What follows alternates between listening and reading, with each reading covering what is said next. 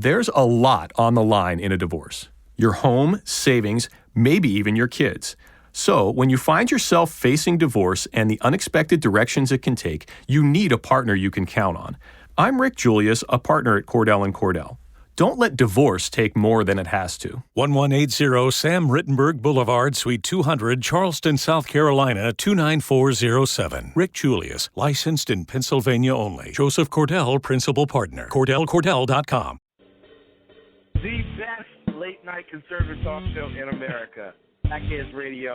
And listen, there are no people better on the air to give you the best in conservative talk than Sackhead Sean and Sackhead Clint. And we're working on the immigration papers for a certain other guy who happens to work here, too.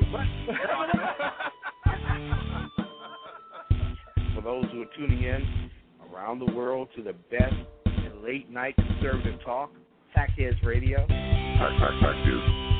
Sack News. Radio. Sack News. Sack News. Radio.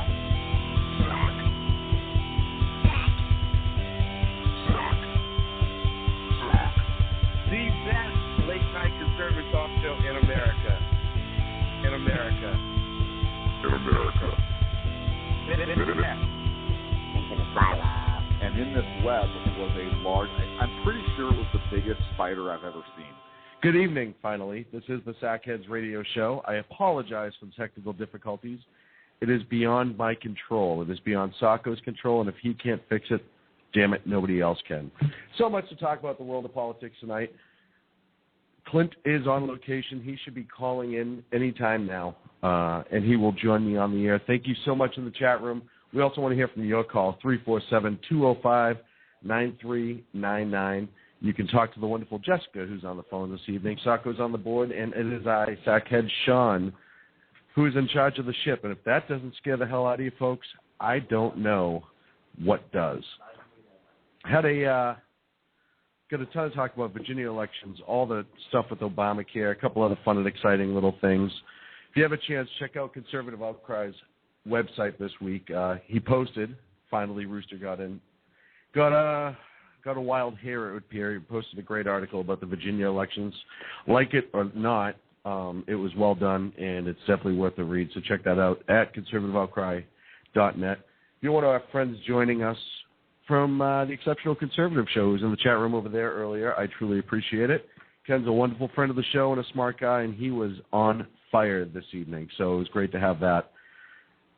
Get a couple articles. One of them talking about the LAX shooting that happened last week with I don't even know how to pronounce his last name, but this kid walks in and he's obviously very despondent, and he shot a TSA worker, killed him, shot a couple other people.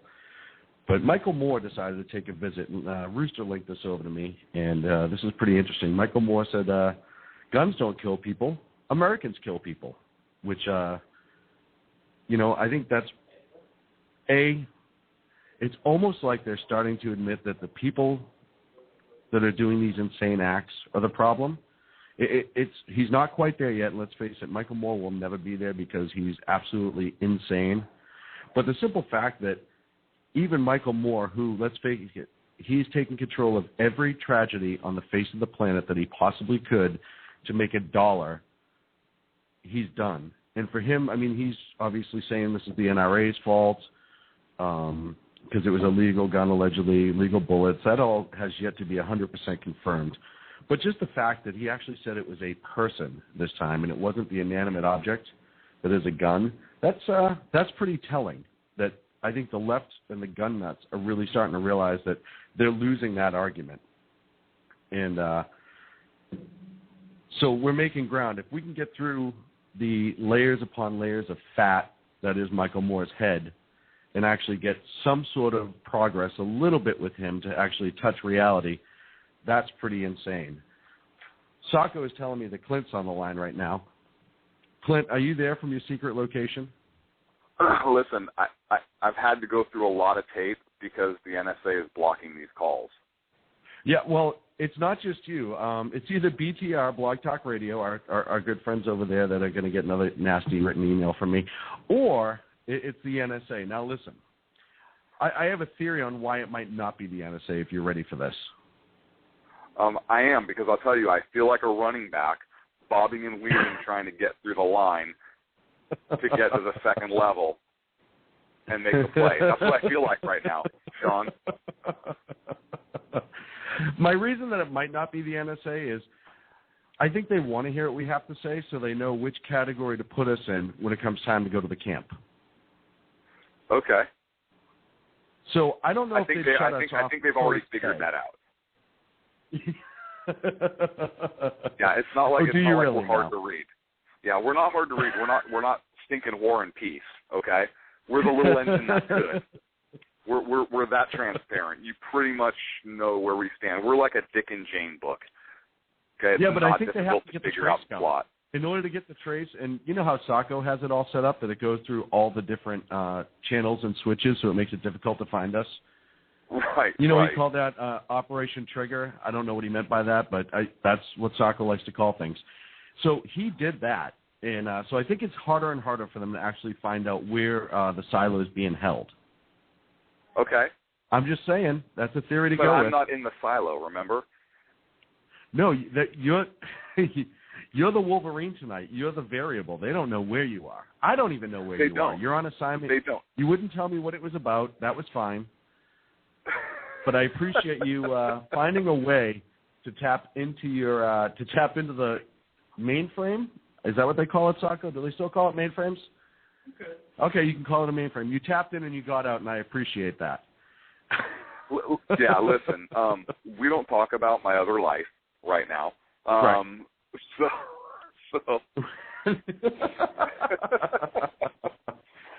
you know where I'm calling you from?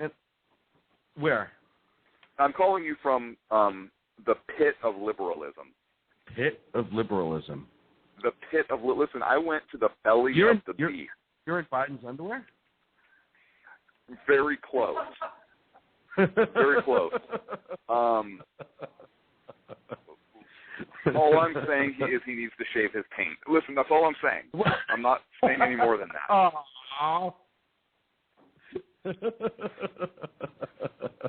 I am in downtown Los Angeles, California. Dear Lord. How are you even okay? The belly beast, because nobody knows who I am. Listen, I got a ponytail wig, okay? Hey, I'm Ryan Reynolds. Recently, I asked Mint Mobile's legal team if big wireless companies are allowed to raise prices due to inflation. They said yes. And then when I asked if raising prices technically violates those onerous two-year contracts, they said, "What the f*** are you talking about, you insane Hollywood ass?"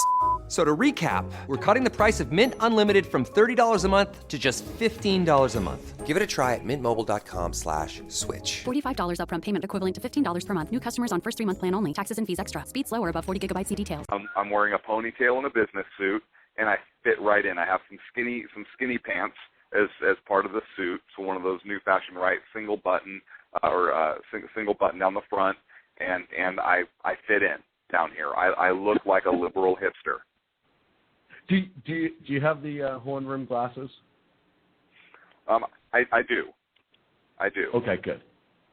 Yeah. Hey, I want to start off, and we have heavy stuff to get into. This is kind of heavy to me. Kevin Blackistone, who's a professor from the University of Maryland, he was on ESPN the other night, and he was talking about Northwestern University is wearing these football jerseys that are adorned with the American flag, and I found this. I think I found it on the Blaze, but it could have been anywhere else. No, it was the Blaze, and he's essentially upset that they're wearing these uniforms that are draped with the American flag, whatever the reason is. They've changed it. It's like a specialty uniform. You know how some teams have that now. Yes.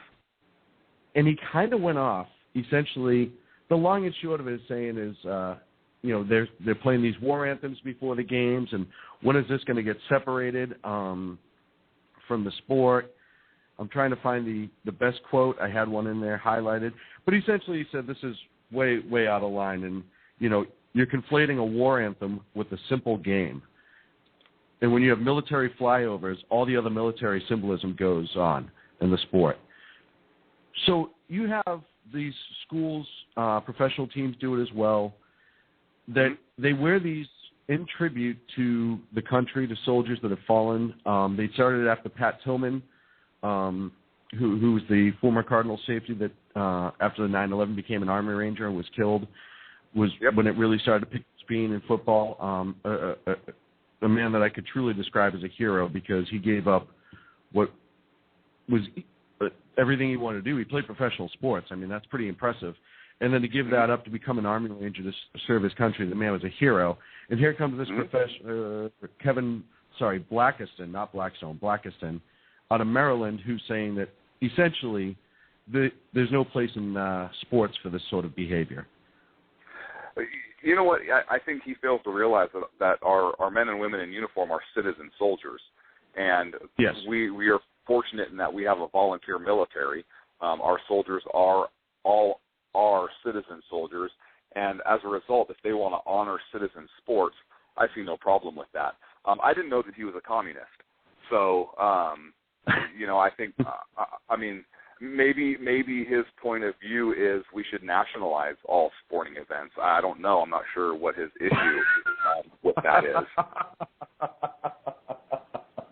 I don't see I don't know. Maybe any person in this country, whether you have a microphone, as we do in front of us or not, right, wrong, whether you agree with wars, you don't agree with wars, anyone that's willing to pay tribute on a national level or collegiate level or any level, the fact that you would do anything to squash that to me is mind-boggling. Yeah, and it says he's an idiot. Right. It says he's a stinking idiot. And I have another point on that also, that idiot. Go ahead. So and that's a very nice term that I'm using right now, especially given my history tonight. So right. If the military wants to honor the sporting event, the college, the playoff game, the World Series, the Super Bowl, whatever it is, if they want to honor the athletes by a flyover, what's the problem with that? I mean, it seems like the military in turn is providing an honor or a salute of sorts to the people that are out there, the private citizens who are engaged in this sporting event. Right. Well, and to me, I've seen many flyovers, and the one thing I think of is the exceptionalism of this country. And it's not. I don't take that lightly when you see a military flyover. I mean, that shows you just in part how amazing we are as a nation just to see that craft up in the air. And your flying experience, you certainly have probably seen it too.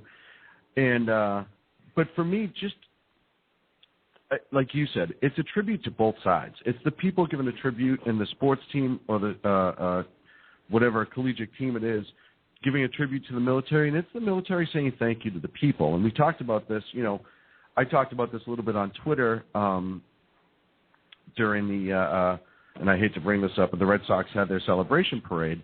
But as you watched it, you saw that it wasn't about the World Series as much as it was two sides, the sports team and the city celebrating each other. There was a lot of celebration of the law enforcement and the first responders who responded to the marathon tragedy. There was nobody saying, "Oh, why are they here? Why do we have? Why do they play the national anthem?" They sang "God Bless America" at the marathon finish line when the explosion happened with some Red Sox players out there, and not one person. And I challenge you to find somebody who thought that there was no place in sports for that. And it falls, that knucklehead on ESPN may feel that way. I figured it out, Sean. I figured out what the military flyover is all about. I have an alternate theory. Listen, clearly it's the home team that arranged it and is using it as a threat to the visiting team. It's a show of force, right? You're saying. I'm saying it's a show of force, yeah.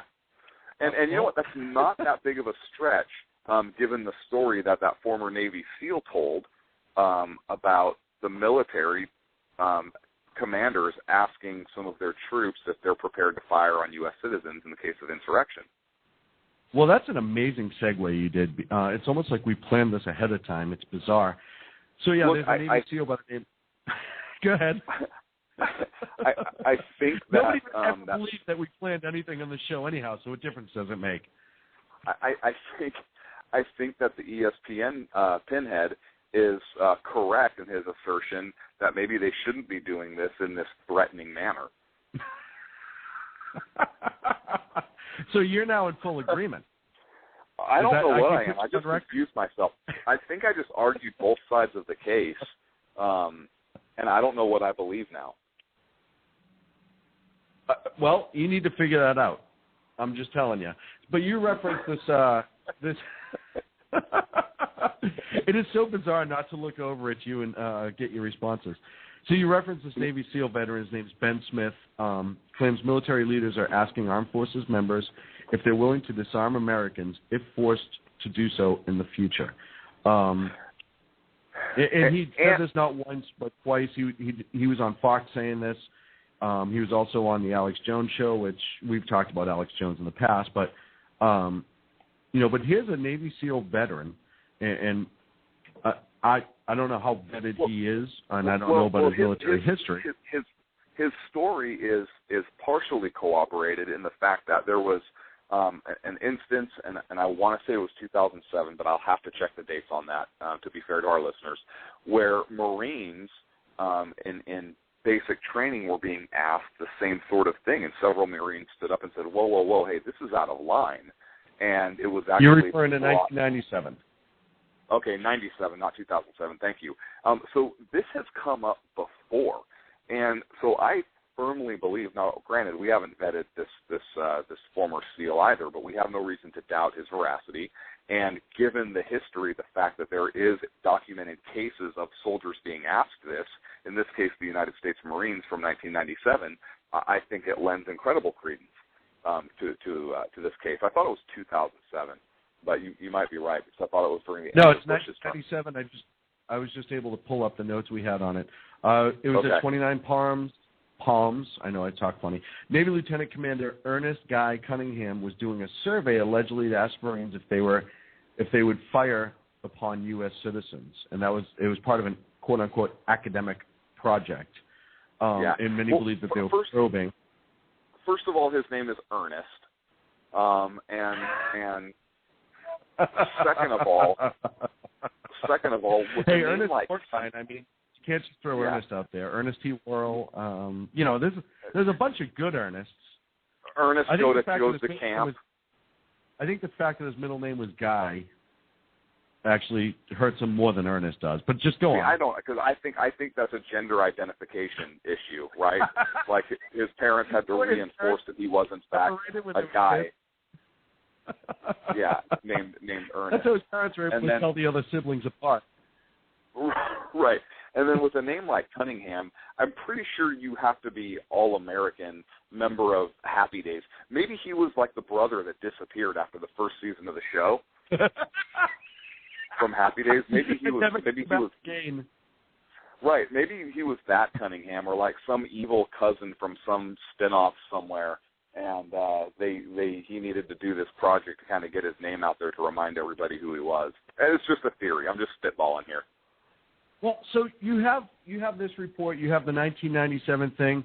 There was recently a U.S. Army military police training manual that was leaked last summer that detailed specifics on civil emergency scenarios in which troops would be permitted to fire upon fellow Americans.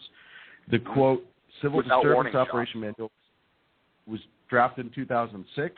The training materials detail how the military and their assets would help both local and state authorities maintain the peace should mass riots, civil unrest, or martial law declaration occur. Page 20 of the manual reports states that warning shots will not be fired by dissidents on U.S. soil.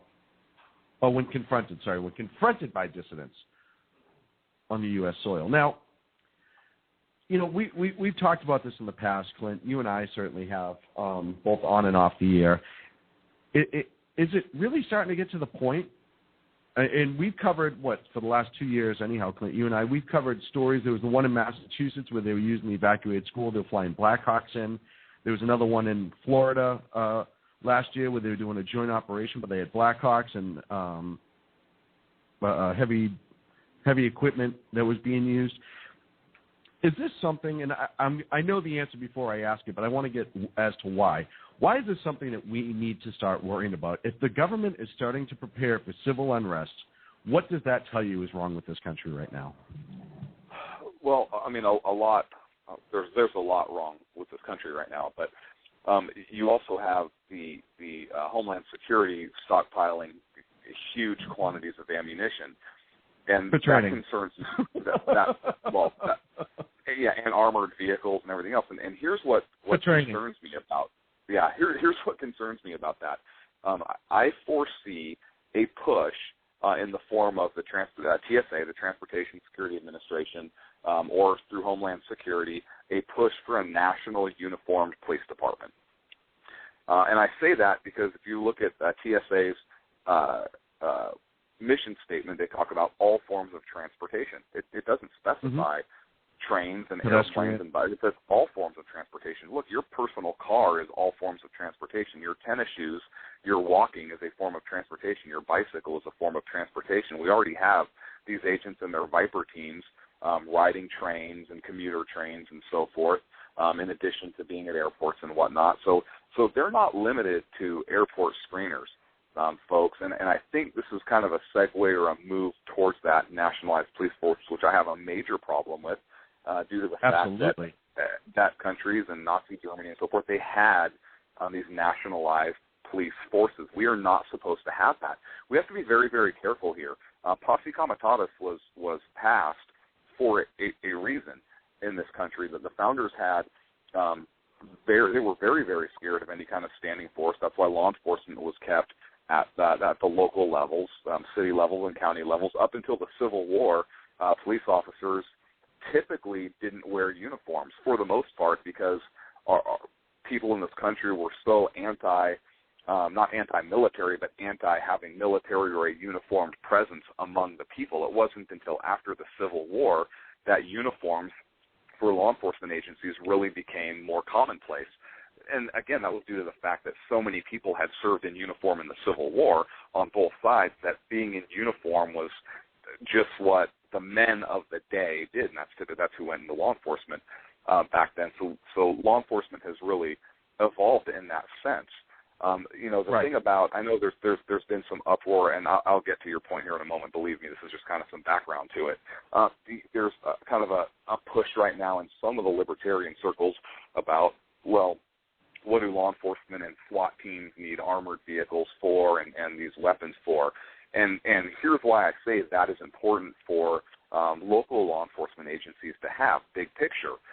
Look, if local agencies have that capability, and the Boston Bombers is a prime example, okay, where you have, what if it was an active shooter or you have these terrorists that become active shooters for extended period of time. If law enforcement, local agencies have the armored vehicle, which, by the way, they don't get those military surplus all with machine guns porting out of everything, okay? They get them stripped down. They're for defensive purposes because they stop bullets. You can put law enforcement officers, you can put cops into a zone like that and protect them to where they can deal with that particular incident, and it keeps the capability in the hands of local law enforcement. I mean, we saw SWAT teams. We saw SWAT teams come out as a result of the Texas Tower incident in 1966. Charles Whitman, when he shot people from the tower. So, but the fact that Homeland Security now has that, or people think only the military should have that, well, now you take that capability away from local law enforcement, and you're almost forcing the military to be in this position to deal with these types of insurrections or threats like this manual is you're talking about. So that's one side of the issue that these people that say cops shouldn't have that stuff needs to keep in mind. But to answer your question more directly. I want to comment on that real quick.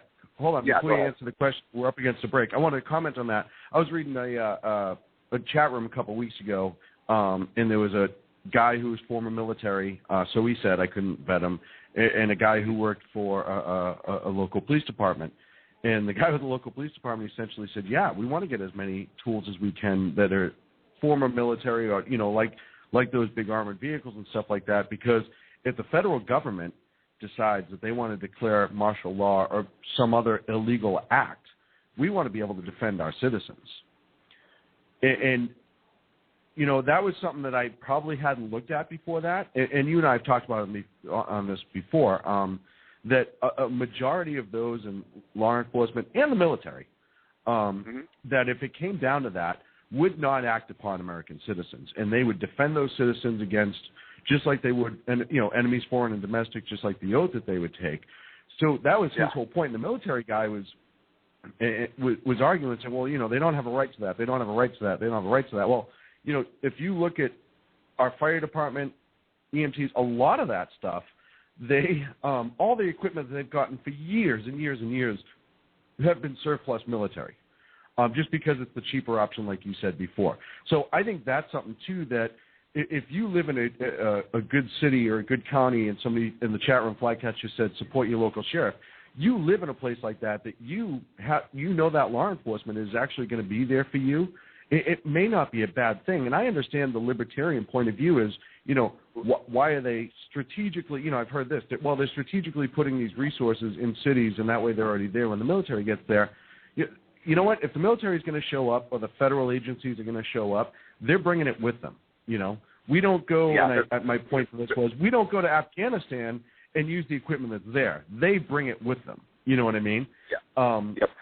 So I think that's something.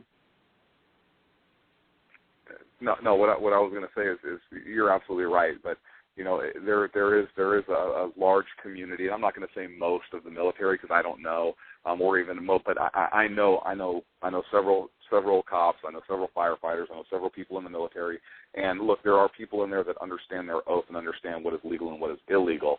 And I understand that there's a push in the Obama administration, or there was in the earlier part, to really change over a lot of the commands in the military, people who would be more willing to act against U.S. citizens. But there is a large group in the military and law enforcement and in fire service and so forth that would uphold their oath and protect the Constitution and the citizens. And hey, there's a whole group, Oath Keepers, which of course is listed as a terrorist or extremist organization. Southern Poverty Law Center. Through the Southern Poverty Law Center. These people that serve their citizens and take an oath to uphold it, how dare they? They are terrorists and terrorist organizations, according to the Southern Poverty Law Center. Hey, Clint, why don't we hold it there for a second? Hey, We're going to take a break. Hey, Clint, I just want to say your chair is very warm. Sacco's in your chair, but he's been throwing things at me for the last couple minutes because we've run over. So stay on the line. Thank you, everyone who's chatting in the chat room, 347-205-9399. If you want to share your opinion, this is the Sackheads Radio Show, back in 3. Warm chair.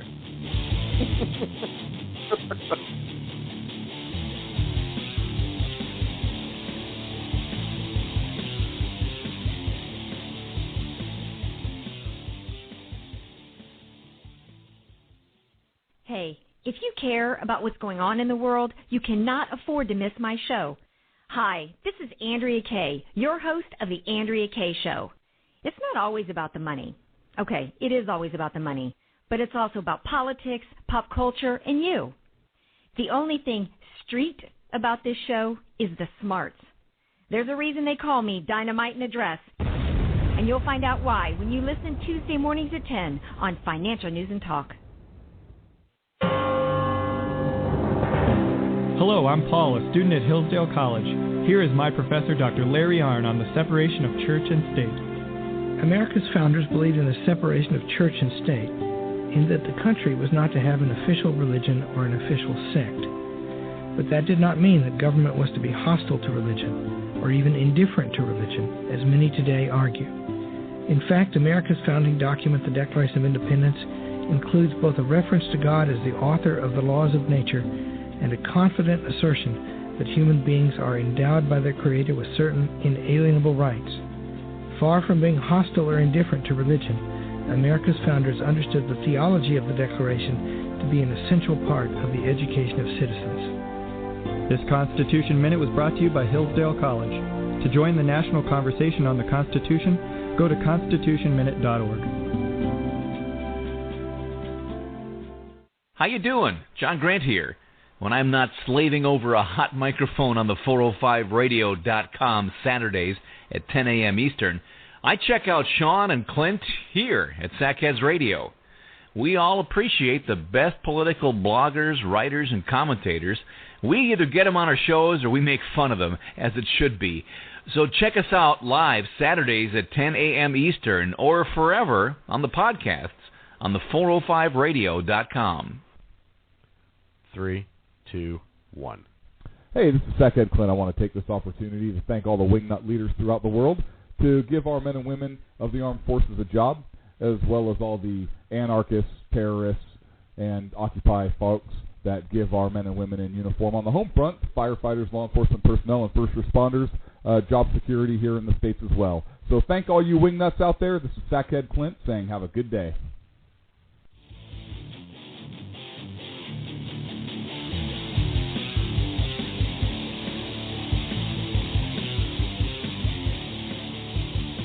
Now back to Clint and Sean on Sackheads Radio, radiating elegancy and quality. And we're back for part 2 here of the Sackheads Radio Show. Before we went to break, we're talking about these claims by former Navy SEAL, member of SEAL Team 6, allegedly, Ben Smith, who claims the military leaders are asking an armed forces member if they're willing to disarm Americans. And then we went on and talked about federalizing, or a federal police force that would be more like a local law enforcement and extended out through it here. Hey, Clint, you brought up the TSA before we went to break and what's in their little mission statement. And we already kind of have, there's also another agency that they call the Federal Protective Services, FPS. I don't know what their mission statement is, but I could see an expansion of them slowly at first. I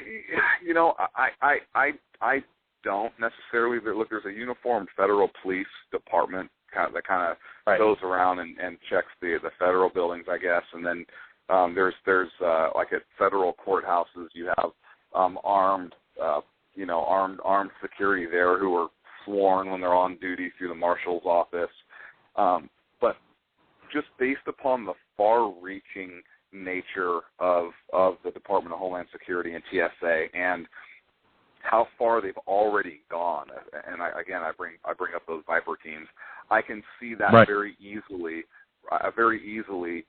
rolling into a nationalized police force of sorts, even if they're dealing, they say, solely with transportation. Right? It's going to become like the Commerce Clause of the Constitution. Well, everything has to do with commerce. Well, these knuckleheads are going to say, well, everything has to do with transportation. Well, right? Hey, go ahead. That's the scary part about all this. And, one of the other things, too, a lot of governments have done, and I know Massachusetts did this when I lived there, and is all of a sudden they pick one agency and bring everything in under its umbrella. So because for money saving or whatever they want to call it, and I know growing up in Massachusetts, we had state capitol police, we had, registry of motor vehicles police, and what they did is they brought it all under the state police. And it would be interesting to see if the feds start doing that with some of the agencies that maybe they don't necessarily control or they don't think that they have a control on. But that's okay. That's okay at a state level, right? Because it's local. Absolutely. The states have the right to do that. We're talking, on a federal level, you don't. And I believe your question was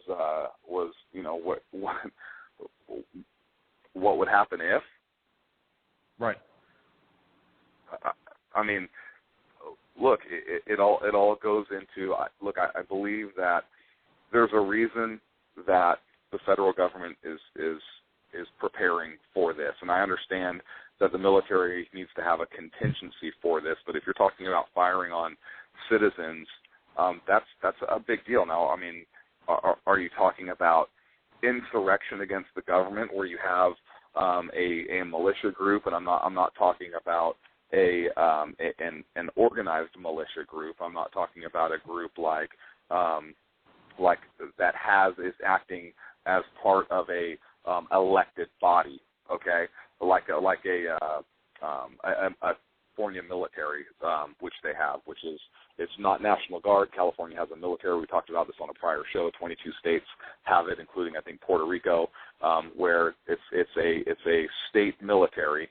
Even though the Constitution says that states shall not have its own military force, because forces were being called away, states didn't have the resources available to deal with emergencies at home. Congress authorized the states to have a military. California has one, for example. So if you're talking about a force like that has public representation, or a force of citizens because we all are unorganized militia also, right, private citizens, according to the United States Code. That's the current federal law.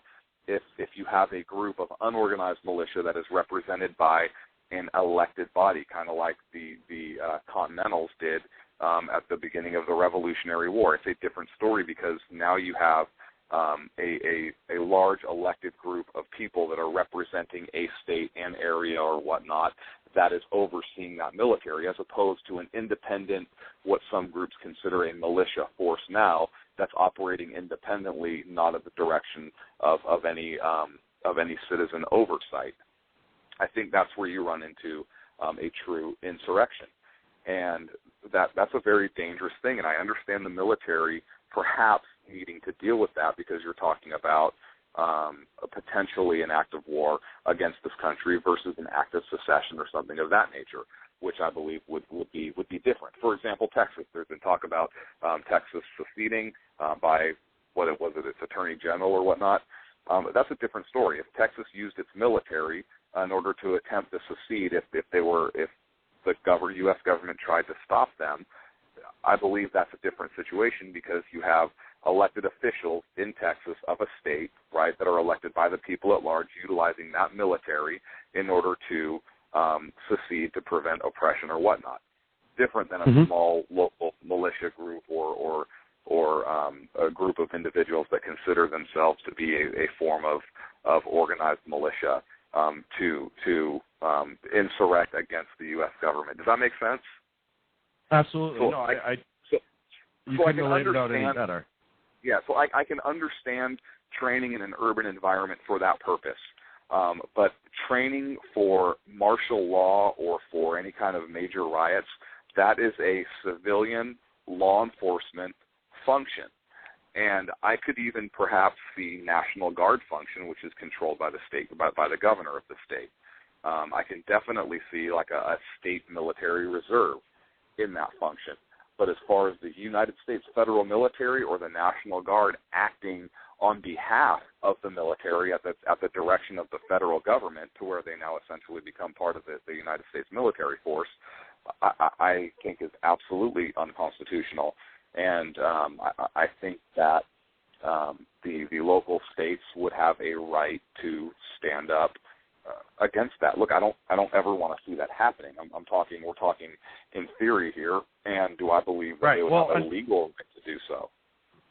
Well, the unfortunate part that it seems as we go more and more, and this country becomes more and more divided, that there's more talk of this. And if I say it's one of those things.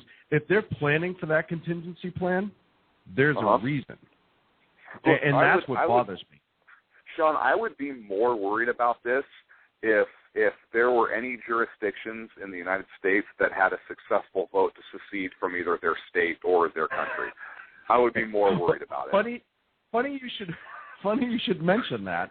There's 5 in Colorado that did. Again, there's that whole pre-planning thing that worked out amazingly. Really quick though, the TSA has a new recruitment commercial on. You want to hear it? And no. They're trying to recruit more people. Now, I think it's only about 26 seconds. I think you should listen to it.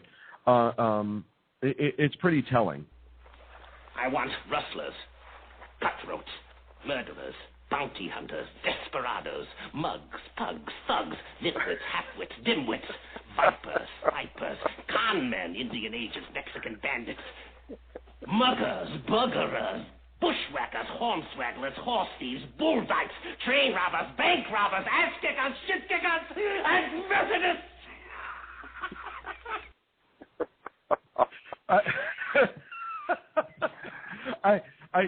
For those who argue that the government's trying to remove religion, they obviously want Methodists. So that's good. They want to get Methodists recruited to the TSA. Listen, I didn't know that was a TSA commercial. I actually thought it was a list of people Obama was trying to appoint to these various positions.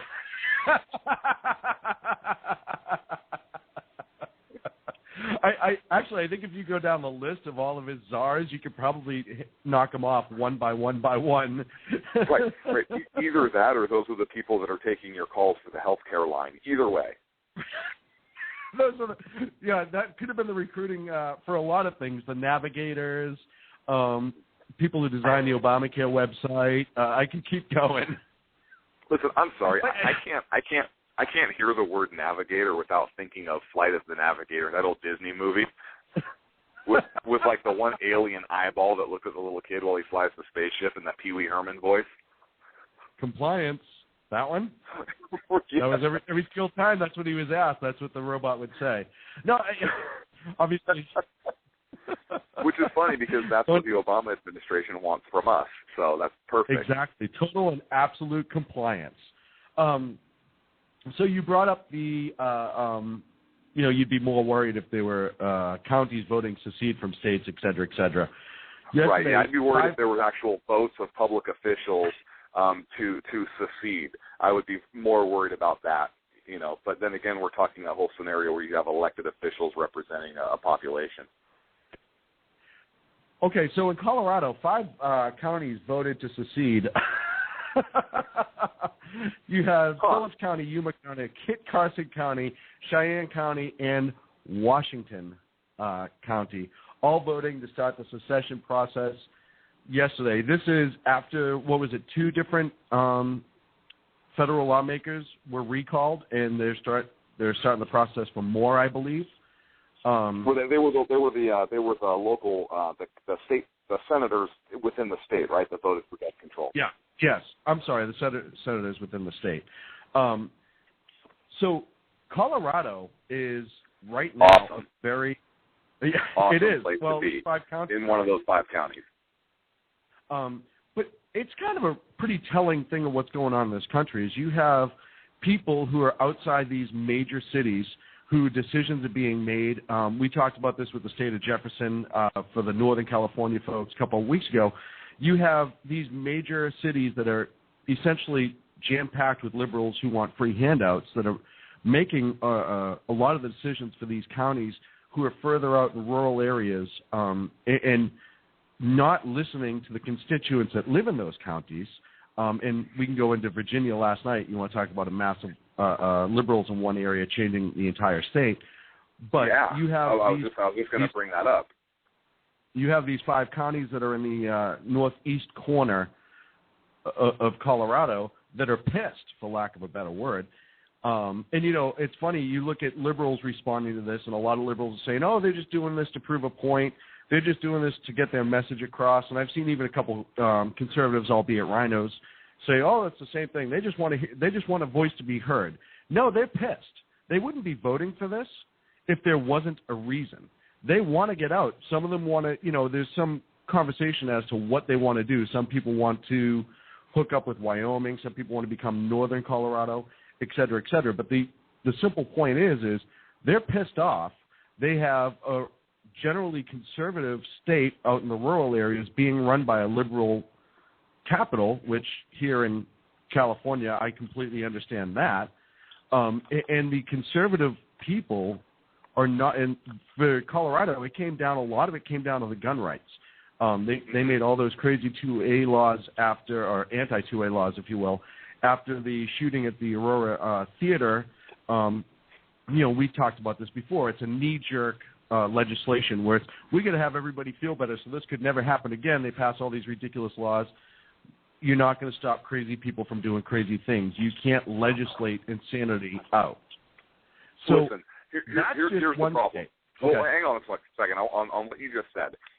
Look, if you outlaw guns, if guns are illegal, if fully automatic weapons are illegal, listen, mass murder is already illegal. Yeah. Murder is already illegal. You've already outlawed Shooting somebody is illegal. Robbing somebody is illegal. Blowing people up are illegal. We've already have laws for all this. On the same day as the Newtown massacre, there was a major edged weapons attack in China at a school where 22 school children were slashed with an edged weapon. Right. And edged weapons attacks at schools and those mass casualty incidents are more prevalent in China than the shooting incidents are here in the United States. So Michael Moore can suck it. What were you going to say?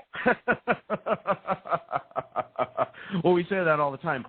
But what's funny is, we go back to, we're talking about Colorado, and you brought up guns and illegal. The LAX shooter last week, the night before, and that got all the press. I mean, you couldn't turn anything on without live this and live that, and we're live on the scene, and we're trying to sneak reporters in, et cetera, et cetera, et cetera.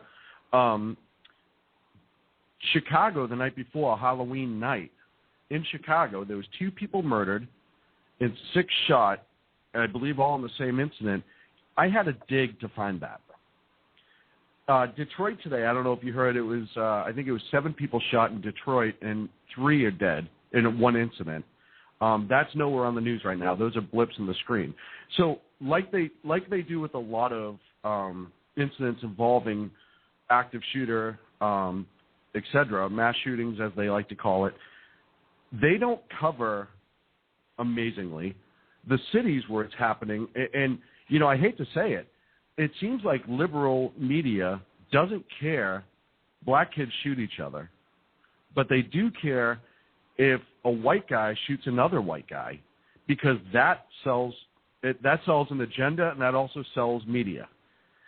Well, and here's the other point about the LAX shooter, right? The LAX shooter was specifically going after TSA agents, right?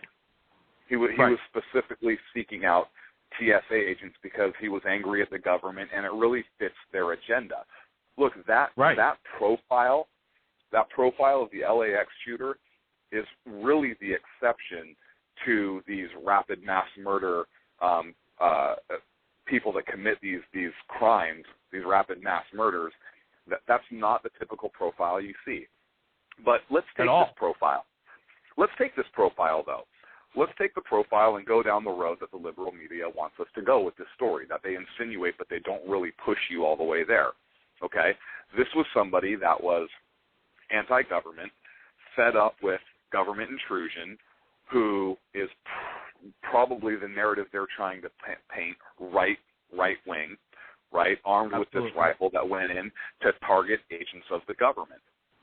Look, we just talked about this Within 2 hours, I saw his name and Tea Party linked in the same article. Exactly. And look, that was 2 hours after they announced his name. So again, we're looking at a very isolated incident, which I'll tell you right now, I denounce that act. That's a cowardly act, and he's a complete turd for engaging in that. Listen, if there were a group of him, if it was him and 5 others, 6 others, 7 others, 20 others that were going after federal agents or federal law enforcement or TSA or whatever as a form of insurrection, almost like we were talking about, right? In some form of militia force, which is a term that I take umbrage with, anyways. But listen, that is not a lawful. That is not a lawful thing. That is not a lawful resistance because they are not represented, right? They have no civilian elected body like we talk about, a state legislature or something controlling that like the founders had. That is an insurrection, and that is illegal, and that does need to be dealt with. And I will denounce that every time. And I will, listen, we're obviously conservative. This is an opinion show, and we will be the first ones to denounce the actions of him if he was in fact right-leaning or Tea Party or whatever the heck it was. So I'll follow that narrative through that this liberal media is trying to paint. But the fact of the matter is that psychopath is not representative of the Tea Party, nor is he representative. Well, I'm sure he represents some groups out there, right, that do think it's okay to rise up in that fashion. There are a few of those out there. But that has yet to even be proven. And that's the thing that, that's the narrative that I'm going with is, let's look at facts here, because if you want to go down, Sean, that's why I just said, let's follow this down the road where they're trying to let us go, and it still leads to the same place. It still leads us to, it's an illegal act, it's a mass murder that he committed, and we completely denounce it. So where else is there for them to go with it? I mean, they're trying to paint this picture. Okay, we just took it all the way down the road they wanted us to go. Now what? Right. Well, I mean, let's face it. We've talked on the show time and time again, and a lot of people that we interact with say the same thing. This is an insanity issue. And, again, there were signs from what is being reported so far that he was a troubled individual. A couple of his roommates said that he's become despondent. His family said he's separated. He's talked about suicide. As a matter of fact, law enforcement in New Jersey was at his house at the time of the shooting because his family was reporting that he was alleging that he was suicidal. So, again, it comes down to another mental health issue that this government, everybody ignores. And we've talked about this time and again. It's not the gun, like I said at the top of the show. It's the person. And same thing with McNichols in Oklahoma City and anyone else that wants to hurt mass amount of people. They're going to find a way to do it. But liberal media once again decided, hey, I'm going to put this in the forefront, and you're going to have fatheads like Michael Moore and Piers Morgan and all these other idiots who are going to come out and say, oh, look, it's a Tea Party lunatic, and this is what the government wants because you have the president in the last couple of weeks and people in his administration calling us extremists and that we don't want government and blah, blah, blah, blah, blah. This fits the bill, and a lot of people fit right into it. Or they fall right into it. Feed right into it is what I meant to say. And that's one of the things that drives me nuts. We only have a few minutes left in this segment, and I want to talk about one more. Go ahead if you have one more point to make. Yeah, look, I was going to say it's evil. And, look, mental health care kind of went by the wayside when you had court rulings ruling against asylums and so forth because, it violates their civil rights. Listen, when they were all in asylums, they got the care they needed. They were not out on the streets like we have all over in the major cities today, and they weren't available to go and commit these acts. You could have somebody committed and spend time live in an asylum and get the care they need and also protect society at the same time. That's one point I wanted to make with it. And another point I wanted to make is, let's say he was completely sane. I don't think that's the case, but let's say he was. Let's say he was completely sane and he committed this act because he legitimately did not like TSA and wanted to do violence against them for whatever reason because he didn't like them. He didn't think they were a lawful authority or whatever his excuse would be. Let's go down that road, okay? Because it's still a criminal act. It's still a mass murder event, an active shooter event, and we still denounce it. And it's still inexcusable.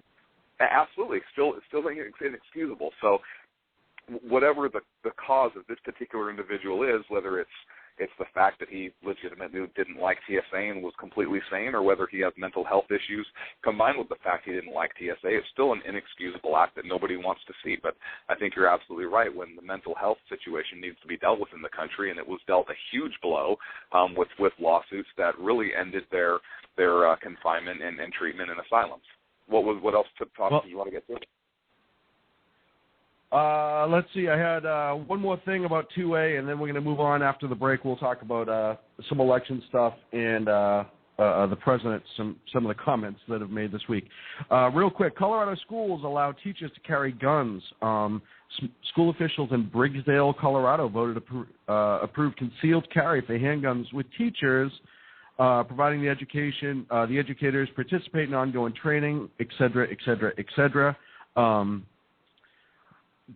Great thing. Is Sacco still sitting in my chair? No, I moved him.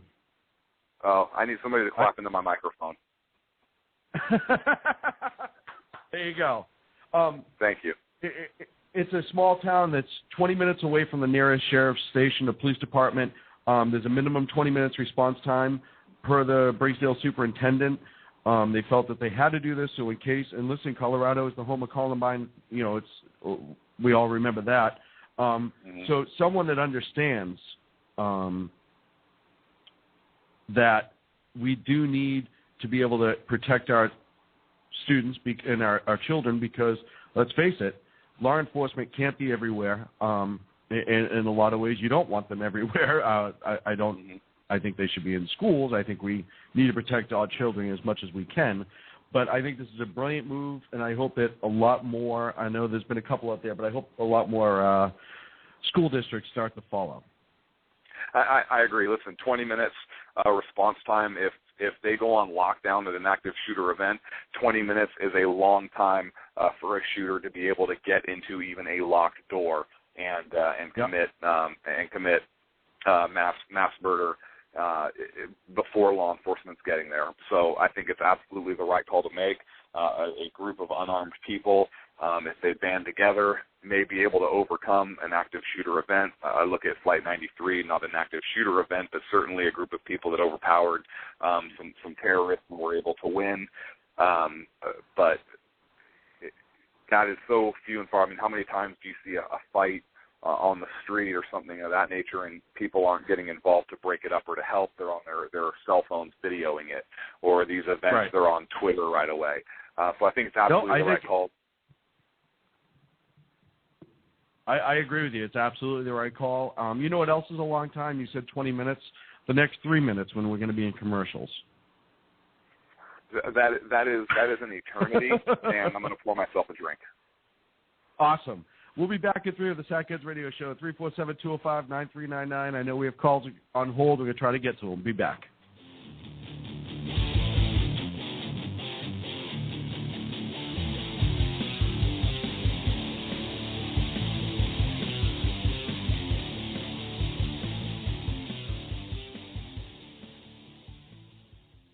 Hey, if you care about what's going on in the world, you cannot afford to miss my show. Hi, this is Andrea Kaye, your host of The Andrea Kaye Show. It's not always about the money. Okay, it is always about the money, but it's also about politics, pop culture, and you. The only thing street about this show is the smarts. There's a reason they call me Dynamite in a Dress, and you'll find out why when you listen Tuesday mornings at 10 on Financial News and Talk. Hello, I'm Paul, a student at Hillsdale College. Here is my professor, Dr. Larry Arnn, on the separation of church and state. America's founders believed in the separation of church and state, in that the country was not to have an official religion or an official sect. But that did not mean that government was to be hostile to religion, or even indifferent to religion, as many today argue. In fact, America's founding document, the Declaration of Independence, includes both a reference to God as the author of the laws of nature and a confident assertion that human beings are endowed by their Creator with certain inalienable rights. Far from being hostile or indifferent to religion, America's founders understood the theology of the Declaration to be an essential part of the education of citizens. This Constitution Minute was brought to you by Hillsdale College. To join the national conversation on the Constitution, go to constitutionminute.org. How you doing? John Grant here. When I'm not slaving over a hot microphone on the 405radio.com Saturdays at 10 a.m. Eastern, I check out Sean and Clint here at Sackheads Radio. We all appreciate the best political bloggers, writers, and commentators. We either get them on our shows or we make fun of them, as it should be. So check us out live Saturdays at 10 a.m. Eastern or forever on the podcasts on the 405radio.com. 3, 2, 1. Hey, this is Sackhead Clint. I want to take this opportunity to thank all the wingnut leaders throughout the world to give our men and women of the armed forces a job, as well as all the anarchists, terrorists, and Occupy folks that give our men and women in uniform on the home front, firefighters, law enforcement personnel, and first responders, job security here in the States as well. So thank all you wingnuts out there. This is Sackhead Clint saying have a good day.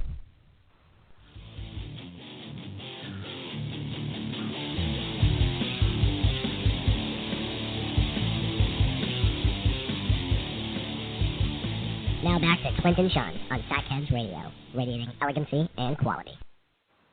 And we're back here for part 3 and a third, only because I watched Naked Gun this week, of the Sackheads Radio Show, 347-205-9399.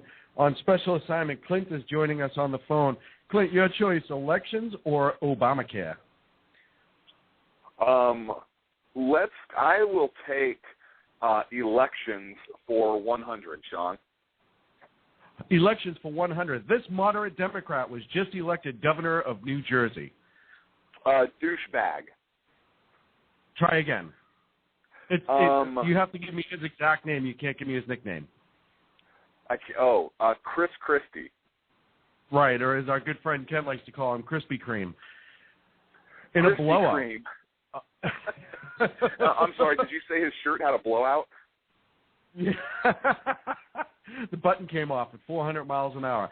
Who am I to talk, though? So yeah, Chris Christie they thought it was an active shooter event, but it wasn't.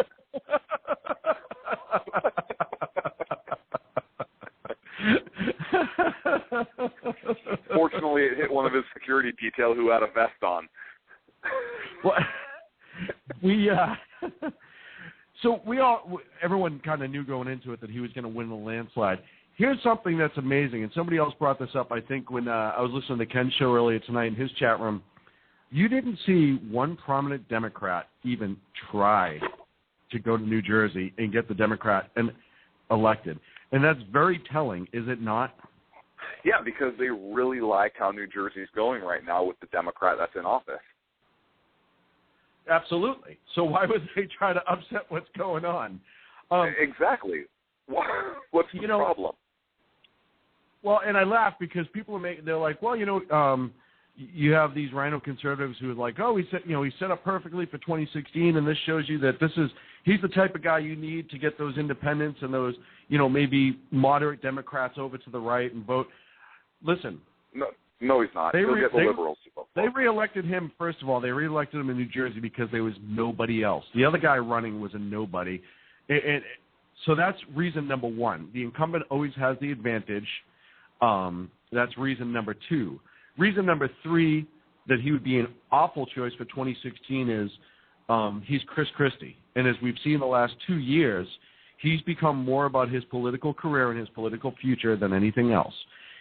Okay. I have a little different take on it. You there? Well, he's done some good things budgetary-wise in that state that's specific to that state. He has taken on some unions in the past. I think that maybe for that state he might be okay, but that doesn't mean he's going to be a good conservative to run in 2016. He will not. I don't believe he's a good conservative to run for 2016. I believe he's a good Republican for New Jersey, right? That's like saying a good Republican for California. Okay, we have Governor or Massachusetts. We have Governor Brown in California, and he has been pretty fiscally conservative, with the exception of the $65 billion train he wants to put in. But the train to the desert. Right. But he's been fairly fiscally conservative. He's actually accomplished some pension reform and so forth. Now he's socially very liberal on a lot of things. Liberal. But he signed that bill that essentially I think interns and janitors to perform abortions. So that tells you where he stands on that. Yeah, he when he was Attorney General, he actually filed a lawsuit and a brief with the United States Supreme Court versus a major video game company that was marketing violent video games to minors. So he has some conservative veins in him, whatnot. Most of them are fiscal, and I believe Christie is I liken him to Governor Brown. Maybe not as extreme on abortion or some of the other issues, but he's definitely not what we would consider to be a good conservative to run for president of the United States. Is he as conservative a person you're going to get in New Jersey or California or Massachusetts, like you pointed out? Yeah. Yes. He probably is. But that doesn't mean he's good for. What's that? Growing up in the Northeast and growing up in Boston, he's the equivalent of a right-wing extremist in their opinion, in the average everyday citizen's opinion, because they are so far left. Mm-hmm.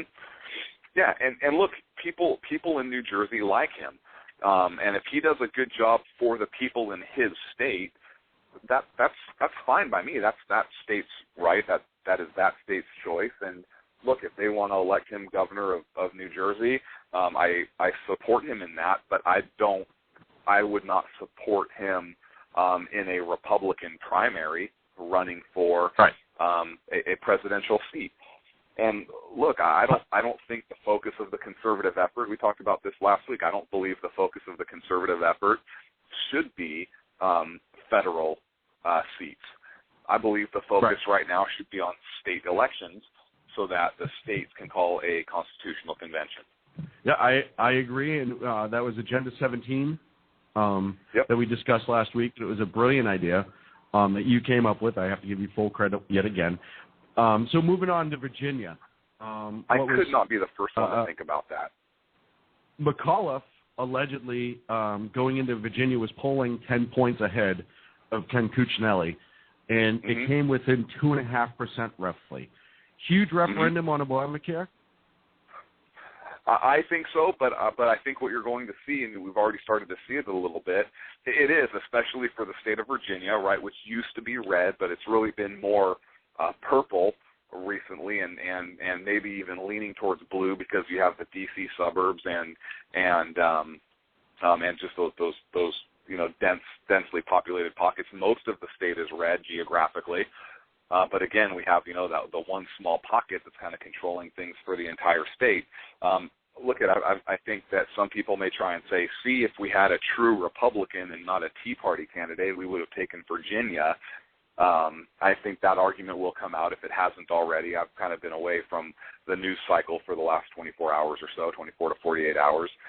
But I look at it a different way. Look, I think in Virginia, the fact that a Tea Party candidate came that close and closed the gap that much with a Democrat in the gubernatorial election there, I think that speaks volumes to the fact that the Tea Party and Tea Party candidates are actually gaining momentum and credibility and actually stand a chance. Look, if you're within 2 points, you got a pretty good shot at winning. And if not this time around, I think the Tea Party can pick up even more steam and gain some elections, especially in other states that are not Virginia. I look to Montana and some of the other states there. So that's my take on it. But 2.5 points, I don't know if it's close enough to trigger an automatic recall. But we know the Democrats are dirty in elections. We know that. That's been shown. That's been shown time and time again. So yeah, well, 2.5 points. I'll be interested to see if there was 103% people voting in Fairfax County. Exactly. And that's kind of my point here. I think that the election, especially being that close, somebody needs to take a really good look at it to make sure it's on the up and up. And look, if the Democrat won in a fair election, then hey, God bless him. I wish him the best, not to accomplish his progressive liberal agenda, but as far as being safe, I guess. But if it's shown that there was some foul play, and Coochie maybe should have got the nod, then I think that's a different story. But I think it's close enough to be looked at, especially given the history of the Democrats in elections.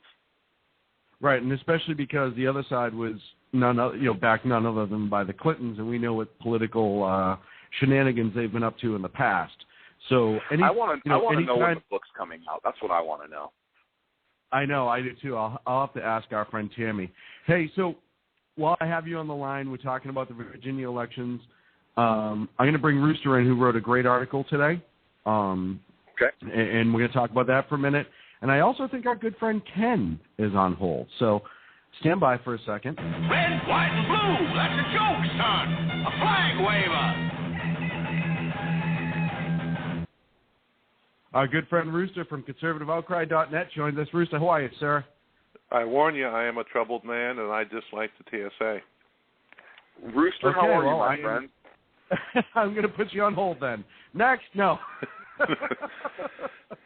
I don't be nice. I don't shoot them now. Here's what I do, and Clint, since you're flying right now, here's a good way to toy with the NSA. Right before you go through the security X-ray machines, flip through a Maxim. Maxim magazine, and then walk through the X-ray machine and just look at their faces. Right. It would be a mix between envy and embarrassment on my part.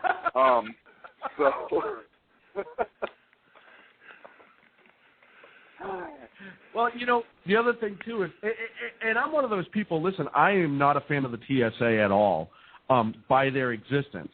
As I talked about on Twitter this week earlier, is I think it should go back to what it was when it was private years ago. There was a guy on that was saying, in the early 80s when it was private security, they had police officers in the airport, but private security did the majority of the work, and they were all armed, all of them.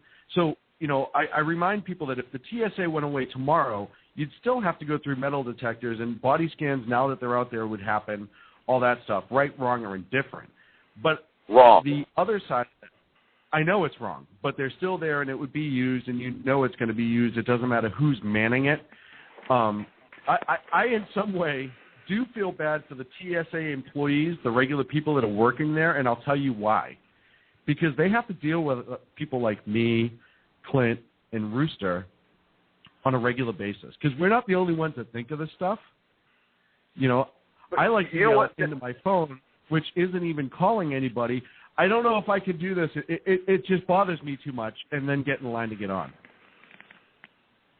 Listen, I think that they know the job going into it, right? Kind of like cops and firefighters and soldiers and so forth. They know the job when you go into it. So it's not that I necessarily feel bad for them. I like it when they're body scanning me. I like making eye contact with them and licking my lips. That's just something that I do. But you got to pick like the most manly looking bust out one there, and then walk by slowly and like blow a kiss and a wink, and the expression on their face is just priceless. And I've just given you an added gift. An added bonus. Do the same thing with you have, but the problem is the Maxim has very attractive women in it, so I may need to find like a Men's Health or something to read when I do that to make them really uncomfortable. And what's even better is when I say, "What? No pat down? Are you serious?" And they just shoot me through. Look, it works every time. It's hilarious. Hey, Clint, Sean brought me on for a reason. Actually, I'm going to be serious. No, you're not. I really am going to be serious because I read a very serious article. 9 minutes left in this segment. We're going to be serious quick. Okay. We'll be serious quick. So, Agenda 17. Yes, Your sir. Agenda 17. Okay, so let's talk about Virginia. Mm-hmm. And we'll talk about Northern Virginia, the suburbs that Sean was referring to earlier. Do you know what the spread was in those suburbs? I don't know, but I'd love to see pictures. More than 100,000 votes. You can't be like serious for a second, can you? Yeah. No, he can't himself. It was what? It was more than 100,000 votes. Okay. McAuliffe picked up more than 100,000 votes just in that section alone. Toss in the Hampton Roads area, which is the other area where there's a big conglomeration of federal workers, and he wins the election. So let me ask you this. Why shut down the government when you know in the end that you're not going to get any concession whatsoever? Who shut down the government, though, Rooster? It wasn't the conservatives in Congress. They put 4 different plans through, right? The first one they knew had no chance of passing. The first one had absolutely no chance of passing. Correct.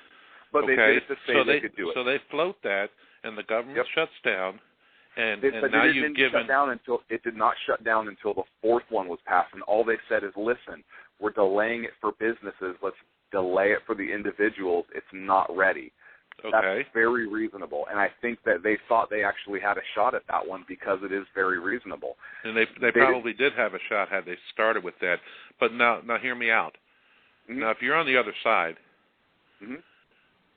and you've got the potential of a government shutdown, and the Republicans are saying they're going to do it, and you've got Virginia hanging in a very close race, why not shut it down? Because Obamacare is about to roll out, and it keeps Obamacare out of the papers. Could you imagine another 2 weeks of Obamacare carrying the headlines, what it would have done for Cuccinelli's campaign? I don't. But here's why I don't necessarily know that. Look, 24 hours is a lifetime in the political world, right? A week is an eternity in the political world, and this shutdown was over. It was over, and Obama was in the headlines, and Cuccinelli was gaining ground. I don't believe federal workers are unionized. I don't believe that a lot of them vote conservative. You'd be surprised because Fairfax County actually went red. Bob McDonald, is that his name? Won by 59% of the vote. But if the Tea Party didn't do anything, they would lose the support of their conservative base. I still think the Tea Party is getting stronger, and the fact that a Tea Party candidate, the fact that Cuccinelli finished as strong as he did when he did, sends a huge message. I think if the Tea Party would have relented and nothing would have been done, they didn't float anything, or maybe they floated something weak out there at first, I think the Tea Party would have lost steam at its base. And everything you just said is in my article. And I think I haven't arrived, I've been out of the news cycle for the last 24 to 48 hours because of where I am and what I'm doing. But this is something that I think the Tea Party actually long term will win, even though maybe they lost Virginia perhaps as a result of the shutdown. Well, let's look at it this way too. You know, the Democrats who blamed the Tea Party for the shutdown, who had, like you said, 4 different chances to vote it through, may very well, as we've said in the past, wanted this Tea Party, wanted this shutdown just for that reason. So it's fresh in the minds. They knew Obamacare was going to be a disaster. I mean, and we're going to talk about Obamacare a little bit on the other side, but a day before the website was going to roll out, they knew the website would only handle a maximum of 1,100 users a day. That's the day before it rolled out. So they needed that distraction. They needed that because they know what a huge swing Virginia is, and they know that it was going to – I really think if you didn't have the shutdown and there were those people who were affected on it that would vote on emotion alone, if you didn't have that shutdown, I do think that it could have changed the numbers, maybe not significantly, but enough. And I also do think, though, that the Democrats putting that third party up, and I bet you follow that money trail, and our friend Greg from Jump Vote and Voters Trust is actually working on that to see trying to find out where his money came from. I think it may not have changed it, but it would have been close enough that they would have done a physical recount. Look, here's something else. If we wouldn't have had the shutdown and the Tea Party didn't force what they forced in order to bring it to that point, again, they may have won the battle and taken Virginia, but I think with the damage that would have been done to the support of the Tea Party, I think it would have injured the Tea Party enough to where it could have become really obsolete or insignificant because the base would have been so pissed off at them for not really trying. But what I'm saying, though, Clint, is I think you're missing my point. What I'm saying is the second vote that was put forward to keep the government open that we all agree was a very reasonable request. Yes. I think the Democrats didn't do it because it was a reasonable request or unreasonable. They did it for politics. They did it to try to spin the shutdown on the Tea Party and the conservatives. Sure. That's what I'm saying. And I think I think overall, you're right. It's going to bite them in the ass. Yep. Because that's never going to overshadow this disaster that is Obamacare, which is our next segment. But go ahead. No, I was going to say I agree with you on that. I did misunderstand your point. I agree with you on that aspect.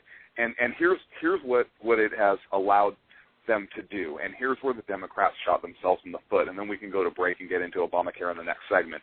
But here's where they shot themselves in the foot. They had the opportunity to delay this for a year.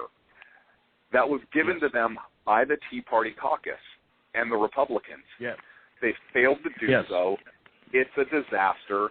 Now the Republicans and specifically the Tea Party can point that out, and the Democrats own that. They're going to have it hung around their neck, and they're going to have to wear that going into the midterm elections and again in 2016.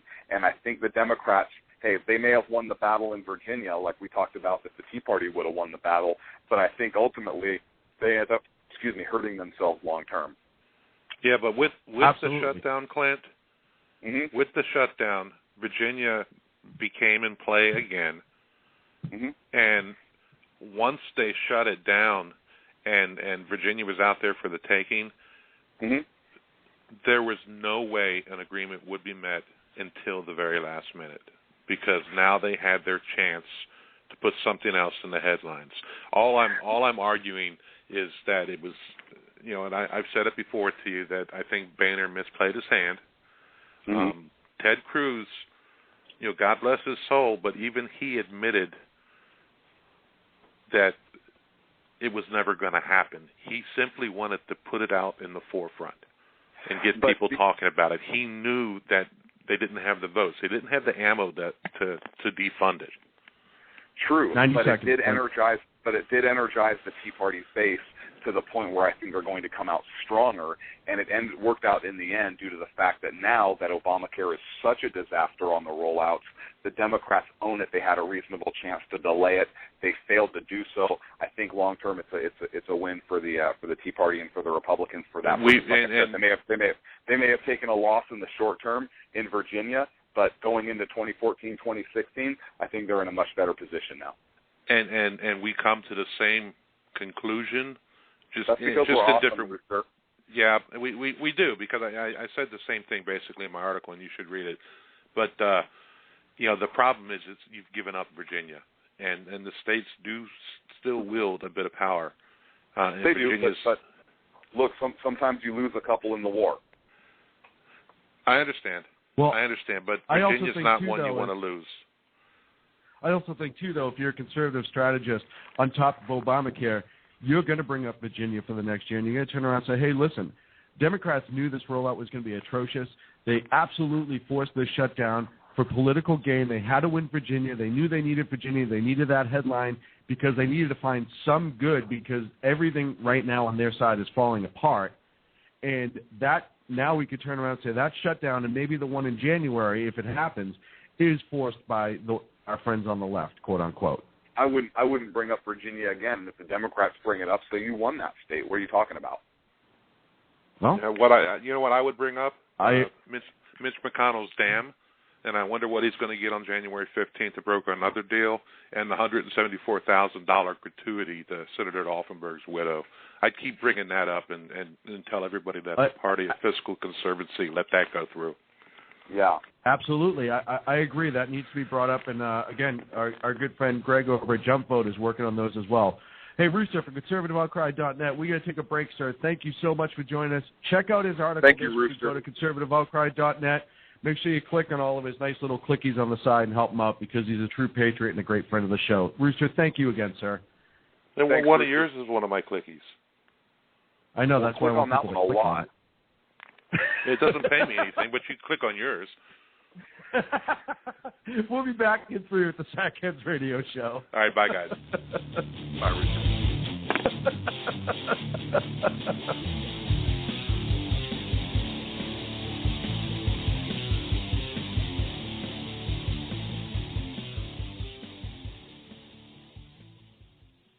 Hey, if you care about what's going on in the world, you cannot afford to miss my show. Hi, this is Andrea Kaye, your host of The Andrea Kaye Show. It's not always about the money. Okay, it is always about the money, but it's also about politics, pop culture, and you. The only thing street about this show is the smarts. There's a reason they call me Dynamite in a Dress, and you'll find out why when you listen Tuesday mornings at 10 on Financial News and Talk. Hello, I'm Paul, a student at Hillsdale College. Here is my professor, Dr. Larry Arnn, on the separation of church and state. America's founders believed in the separation of church and state, in that the country was not to have an official religion or an official sect. But that did not mean that government was to be hostile to religion, or even indifferent to religion, as many today argue. In fact, America's founding document, the Declaration of Independence, includes both a reference to God as the author of the laws of nature and a confident assertion that human beings are endowed by their Creator with certain inalienable rights. Far from being hostile or indifferent to religion, America's founders understood the theology of the Declaration to be an essential part of the education of citizens. This Constitution Minute was brought to you by Hillsdale College. To join the national conversation on the Constitution, go to constitutionminute.org. How you doing? John Grant here. When I'm not slaving over a hot microphone on the 405radio.com Saturdays at 10 a.m. Eastern, I check out Sean and Clint here at Sackheads Radio. We all appreciate the best political bloggers, writers, and commentators. We either get them on our shows or we make fun of them, as it should be. So check us out live Saturdays at 10 a.m. Eastern or forever on the podcasts on the 405radio.com. Hey folks, it's Sean from Sackheads Radio. As a native Bostonian, my heart broke on April 15, 2013, watching those horrendous attacks at the Boston Marathon. Now there's a way that you can help. Go to onefundboston.org, ONEFUNDBOSTON.org, where you can donate to help the victims and families from this awful attack. Onefundboston.org, all the proceeds will go directly to the victim's family. Thank you very much from Sackheads Radio.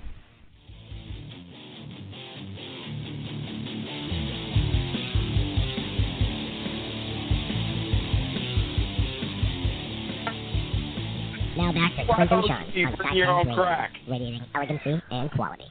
No, I tell you, I'm gonna smoke a lot of crack and then run for a mayor up in Canada. I think I can do it. You know, crack's the insane politician. I've never smoked crack before, but I can see myself doing it and running for mayor in Canada. Welcome back and then to keeping my job. Part 4 of tonight's Sackheads Radio Show. 347-205-9399. Yes. People that smoke crack never sing the national anthem. Hey, you can always smoke crack and run for the mayor of D.C. All you need is a few prostitutes in your room. Speaking of which, Ken from the Exceptional Conservative Show is joining us on the line right now. Hey, Ken, how are you, buddy? I'm just fine. My name's Jonathan Martin, and I've been bullied. Well, hey, Ken, I want to apologize, Ken, for my partner and how racially insensitive he is, in that he said crack cocaine and insinuated that you were somehow involved because you're black. So I want to apologize. Exactly. For that. Especially when he used the term Negro. That is so passe. Right. Right. Hey, Ken, I'm still trying to get a good intro for you, and so far this is the best one that I can come up with. We ain't found shit.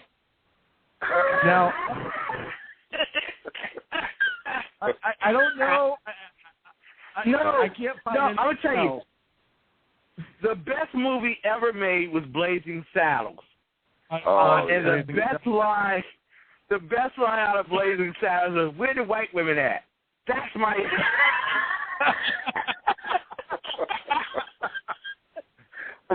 Cleveland Little, that whole movie, front to back, was just a brilliant movie, and I agree. That and when Gene Wilder has it by the scruff, and he's like, "Oh boys, look at what he has!" Just that whole setup. The look on Cleveland Little's face as he pulls him out. He was a genius actor. That part was written for him. Mel Brooks just nailed it with that movie. I mean, he's nailed it with a bunch of movies, but that is one of my all-time favorite movies of his. You know what? You should try and make that movie today. Try and do a Blazing Saddles remake today. Well, it never happened. We will. No. At CPAC next year, we're going to play Blazing Saddles. I would love that. I would love that. Yeah. If you watch the movie and you can't find the comedy in that movie and how well it's done, you're have no right laughing ever again. I agree. So is Sackhead going to CPAC this year? Ooh, that might be something we'll have to discuss. All right, but we're crashing the 10th. You really should. Listen, we're going to have Rob Ford in, Marion Barry. You bring your own crack. We got a party. Hey, so you don't have to be politically correct. Since when have we ever? Sebelius is in front of the Senate committee today. You know, Sebelius, the name Sebelius sounds like a Greek mythological monster, like three-headed dragon thing. Did you fight the Sebelius? I have, you know. Wasn't that I think Sibelius, isn't that through the root word meaning kraken? Isn't that all the same? Sibelius is in fact Latin from the root word jalapeno, meaning kraken. So you're absolutely right. Well, you know, actually, I thought it was ghetto from the free clinic, but never mind. I'm sorry. Does she have a disease named after her? I'm sorry, fellas, but I've got to tell you, son, you have Sibelius. Son, the only way to treat the Sibelius is to insert this glass rod and inject the medication through that. Which is essentially what she does every single day she goes to work. Here's Sibelius in front of the Senate Finance Committee today. I'm never going to. I do feel that there is no excuse for what has been a miserable 5 weeks. I am committed to the fix of the website. On the other hand, I do know that people are using it every day, and the experience is getting better every day. So, again, encouraging folks to use the website, use the call center, enroll in person at a health center, find a navigator in the neighborhood. She wants you to walk down the street just yelling navigator at the top of your lungs until one shows up to sign you up for Obamacare. Navigators in my neighborhood. Hang on a second. She nowhere in her statement did she say healthcare website. Just add porn in front of website and in front of navigator and people having a better experience and the phone number, and you have a completely different experience.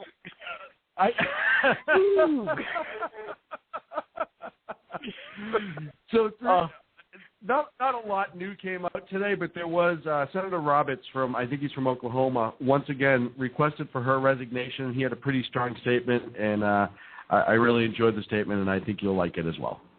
In short, Madam Secretary, I believe you were given advice, counsel, and warning from experts inside your agency and out that the health care exchanges were not going to be ready. Furthermore, I believe to protect the administration, you chose to ignore these warnings, and as a result, you have put our entire health care system and 1/6 of our economy in jeopardy. Now, people are angry. Millions of Americans are scared. They don't know whether they're going to have coverage in a matter of weeks. They don't know what their coverage will include. They now are getting letters from their insurance companies they don't understand. In fact, more people are losing their insurance than are signing up on the website. And they are being directed to a website that doesn't even work. Now, we don't often talk about life and death in the context it deserves. But at this time, it is real. And it means the difference between life and death for many Americans who are at a loss for what to do. And we know, Madam Secretary, that fixing the website won't ever fix the uncertainty and the ramifications that result from this law. So I have to wonder if you have any regrets at all, that you failed to heed the warnings, that you ignored the calls from members of Congress, you proceeded to open the exchanges on October 1, immediately followed by a taxpayer-funded promotional tour to tell everyone, quote, it's sort of a great problem to have. Well, Kansans don't think these are great problems to have. From your hometown of Topeka, Stephen wrote, I am completely disgusted. I've spent the last 2 days trying to get my application through. This would not be a critical issue, except the insurance coverage that I currently have is going away because of the new federal requirements. Though we were promised if you like your current coverage, you can keep it. Madam Secretary, you yourself know that this law has serious problems. You delayed over half of the mandate deadlines.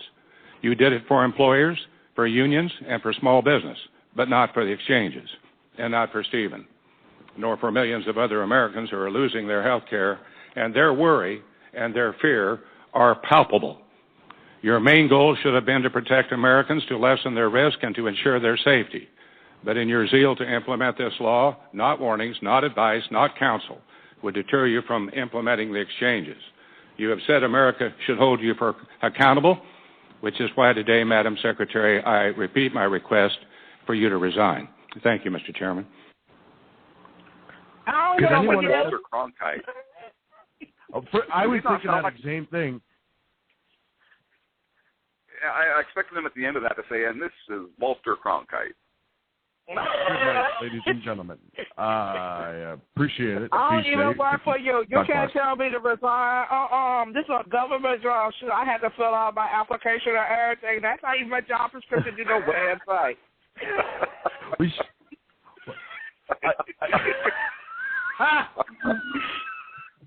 Oh, God, I'm trying to say all joking aside, but this is the same woman who said, I don't work for those people when she was talking about people asking her to resign. And I'm like, yeah, you do. But I think the senator nailed it right there. I think that in 2.5 minutes, he pretty much summed up the entirety of it. Unless there's something I'm missing, Clint. Sean, I think what you're missing is the fact that Ken nailed it right there. Because I literally pictured his face with like a weave bopping back and forth while he went off on the tirade. That was awesome.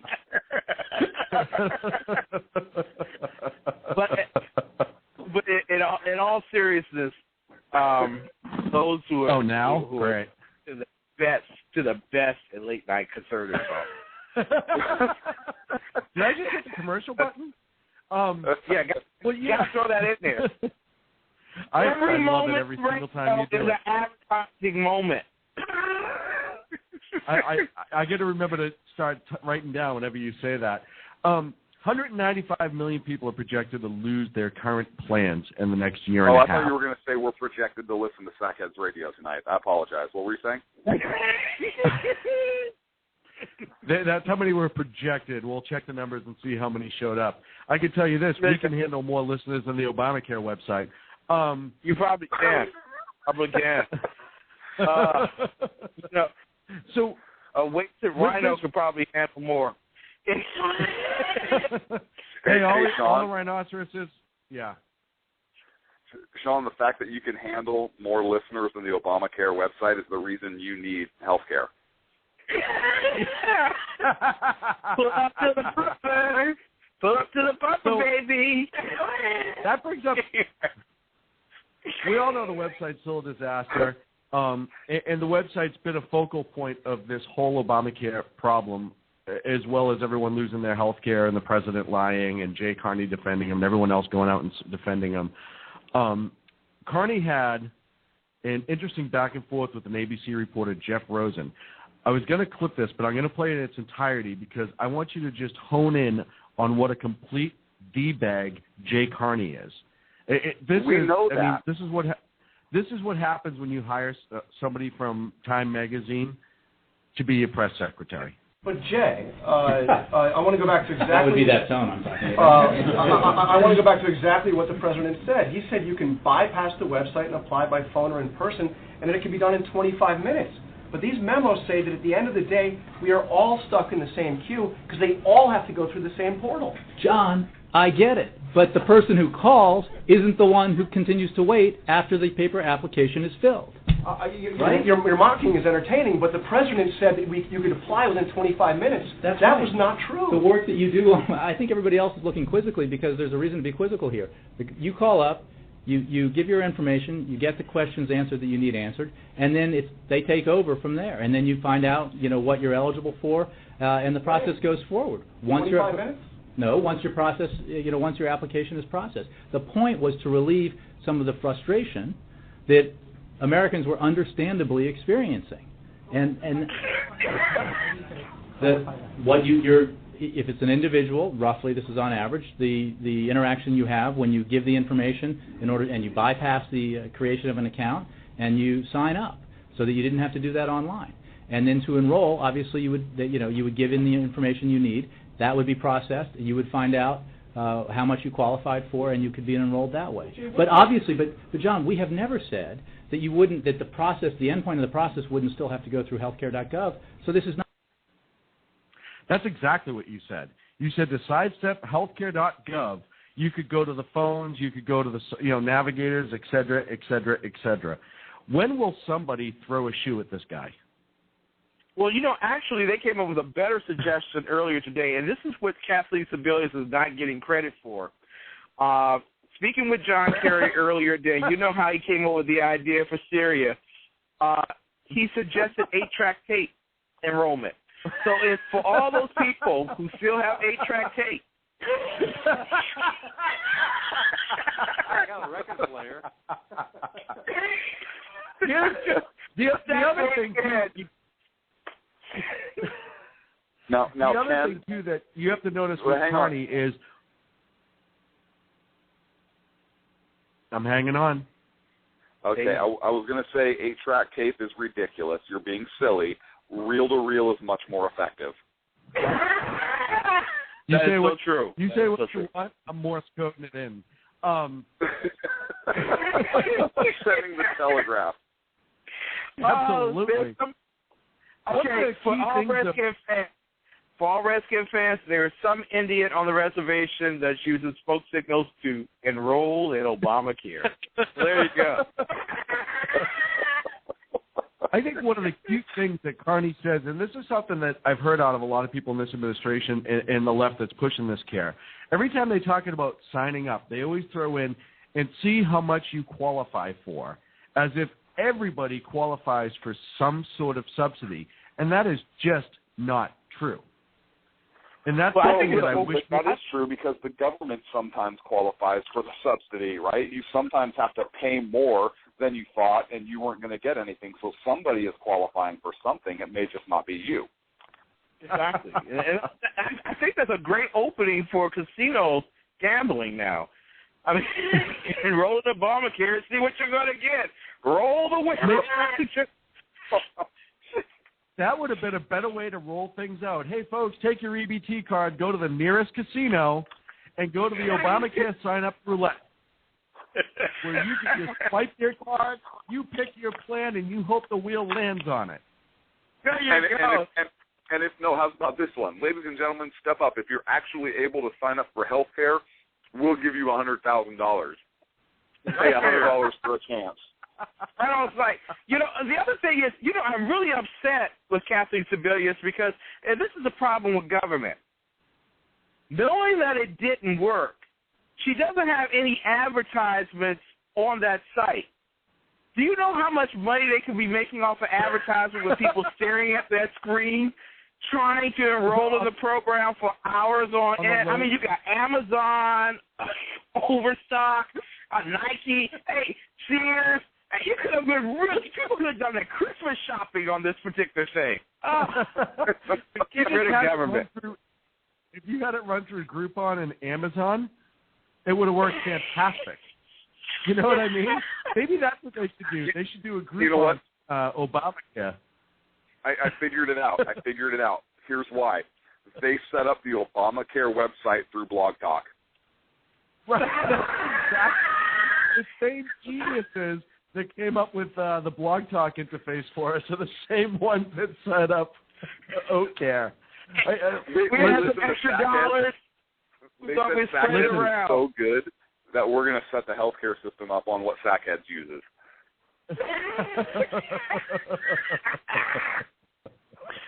Oh, man. We should have said, you know what? We should have called the feds immediately when this site crashed and said, we're sending you Sacco. And we should have threw him on a plane and sent him out there. Now, granted, he probably wouldn't have made it past the security check.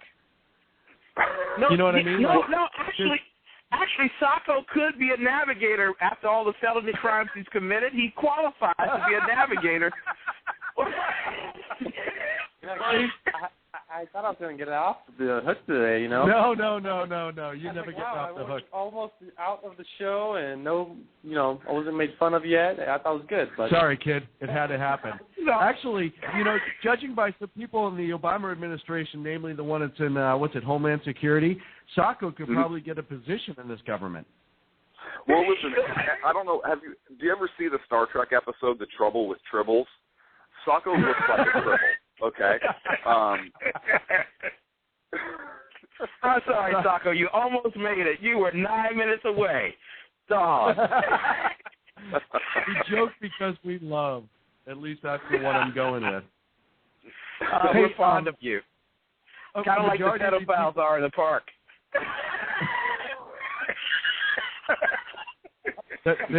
They're the one. Usually they vote Democrat for the record. 195 million people are going to lose their personal coverage and be forced into the exchanges. You have 80% of the people that are signing up for Medicaid. You have a lot of people who are elected to take the $95 fine this year just because. Now there's talk about pushing off the individual mandate.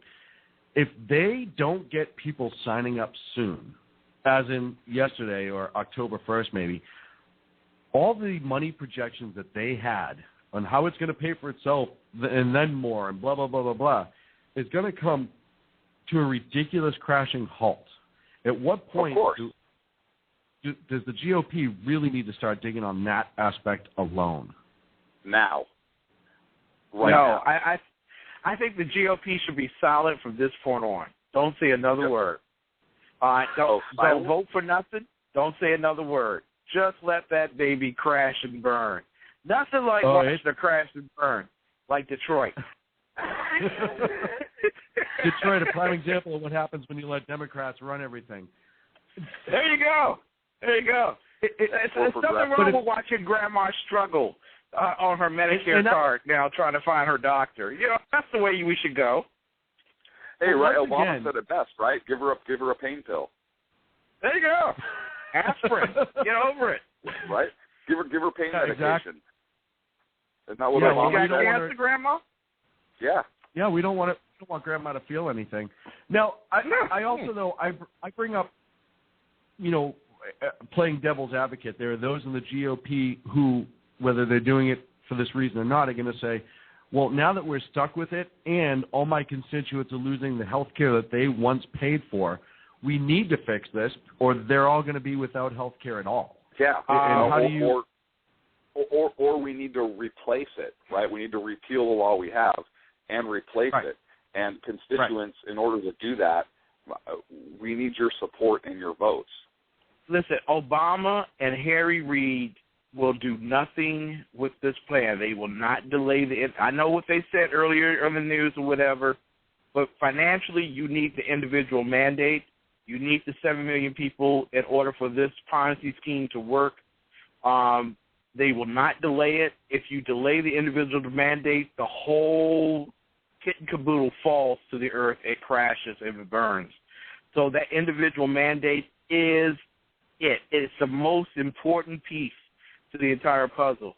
They are not going to relent. They're not going to let that go. The best possibly happening, they might delay penalties or absolve people of penalties, but they're not going to let go of that individual mandate.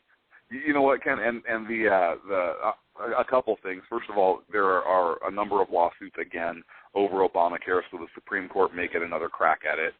Number one, you said crack. And I said crack. And number two, I wouldn't be surprised if the Democrats try and push a law, either saying insurance companies cannot drop people, or even after they drop them, continue some form of coverage or payment for any current treatment until they're able to enroll in a new plan. Well, there's already a dingbat representative who, when a conservative, and I forget her name, but when a conservative tried to push that through like 6 months ago, saying, hey, this isn't ready, you guys know this isn't ready, we got to do something, even a temporary fix, she voted against it, and now, and I think she's up for re-election next year, go figure, now that it's to this point, yes, she's come out with that exact plan, Clint, saying, oh, no, wait, my constituents need this, and blah, blah, blah, blah, blah, when she already voted against it once. And that shows you just how insane it is. Yeah, and they're going to make those private insurance companies eat the cost on this. Or how long till they say, you know what, well, the private insurance won't eat the cost on it because they're a private entity, so you, the taxpayer, we're going to eat the cost on this. We are going to ensure coverage. We are going to be self-insured, and that's my point, right? Now they're billing, hey, you know what, you're uninsured. Instead of going to the ER, now, hey, you know what, just you're uninsured, give them this code or whatnot, and federal government will insure. It's almost like we're a self-insured nation, right? Single payer, just until we get things up and running. Yeah, well, you know, I think, and then they're going to turn around and say, well, the single payer works so well, maybe we should start looking at doing that. That's going to be their plan. Sacco had a question. I want to let him chime in. All right, so I wanted to ask, okay, so there's a big deal about people who already have insurance and how those are getting canceled, right? Because they pay for their treatments and the current plans don't cover what they need, or they give them useless stuff that they don't want to pay for, that they have to pay for. Okay, so people are upset about their current plans and being lied to about, Obama said that we could keep our current plans. But what about the new guys that eventually get old, like me, that may end up needing some type of health care that existed 2 years ago that is no longer going to exist? Yeah, your host. I can't be grandfathered into a plan that doesn't exist anymore. No. So I'm screwed in the end regardless. You're actually, I'll tell you right now, Sacco, your age and you're a healthy guy, you're the one that's going to be footing this bill for a long time. Ken Clinton and I will be footing a little bit less than you, but you're the one that's getting the biggest hose out of all of this. And, by the way, don't expect Social Security. Yeah, thanks, Sacco. We have 60 seconds left in the show. Thank you very much, Ken, for joining us tonight. Ken from the Exceptional Conservative Show. Check him out Monday through Thursday. Don't miss a show. You're going to be missing so much. All right. Thank you all so much. God bless. Take care, my friend. God bless. Thank you. Hey, Clint, 2 hours is up. It's sad, but this just means that you can go back to what you were doing, and I don't want to out you, but already? Listen, what I'm about to do is I'm about to go have a drink. Where?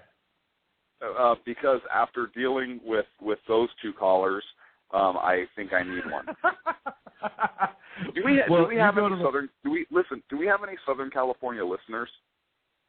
I think we do, and we're going to run a few minutes over here, but we do have some Southern California listeners. Why do you ask, pray tell? Would anybody want, do you think, have a drink with me? Just one? Just one. I bet you if you could find, I bet you yes. Well, where are you? We'll send them to you. Listen, the first listener that finds me, almost like a Where's Clint, like almost like a Where's Waldo, I am going to have a drink. I'm going to walk over to the Biltmore Hotel in downtown Los Angeles and have a drink at the bar. I'll be there from 10 to 11, and the first person that finds me, I will buy a drink. First person that finds Clint will get a drink. Outstanding. Between 10 and 11 p.m. Pacific time tonight, go meet Sackhead Clint if you can find him. Hey, Clint, we will see you next week. Safe travels home, buddy. Sacco was warming up your seat now for next week. Yeah, it feels great. I can't believe you get to that day. Hey, tonight's closing, before our theme, it's just a little collage of Obama saying you can keep your health care, but there's an interesting one at the very end that came out this week. So enjoy. We'll see you next Wednesday night, 8 p.m. Pacific time, here on the Sackheads Radio Show. Check out our website, sackheadsradio.com. We are on Facebook and Twitter. Also going up tonight on the website, you'll be able to pick up the poll. What is the federal government going to try to privatize next? We're going to run that for a week. We'll give you your answers next Wednesday night. Tune in. Thank you very much. Jessica on the phone, Sacco on the board, Sackhead Sean, Sackhead Clint down at the Biltmore Hotel here in the next 10 minutes in L.A. Go see him. Talk to you soon. I said this once or twice, but it bears repeating. And you can keep your plan if you are satisfied with it. If you like the plan you have, you can keep it. If you like your plan and you like your doctor, you won't have to do a thing. You keep your plan. If you like your health care plan, you'll be able to keep your health care plan. If you've got health insurance, you can keep it. If you like your health care plan, you will keep your plan. If you've got health insurance, you like your doctor, you like your plan, you can keep your doctor, you can keep your plan. If you have insurance that you like, then you will be able to keep that insurance. If you like your doctor or health care plan, you can keep it. If you like your health care plan, you can keep your health care plan. If you like your health care plan, you can keep your health care plan. If you like your private health insurance plan, you can keep your plan. If you like your health care plan, you can keep your health care plan. If you like your private health insurance plan, you can keep it. If you want to keep the health insurance you got, you can keep it. If you like the insurance plan you have now, you can keep it. And if you like your insurance plan, you will keep it. So if you like your plan, you can keep your plan. If you like your plan, keep your plan. If you like your current insurance, you will keep your current insurance. If you like your plan, you can keep your plan. If you like your plan, you can keep your plan. If you're happy with what you got, nobody's changing it. Now, if you have or had one of these plans before the Affordable Care Act came into law, and you really liked that plan, what we said was you could keep it if it hasn't changed since the law's passed.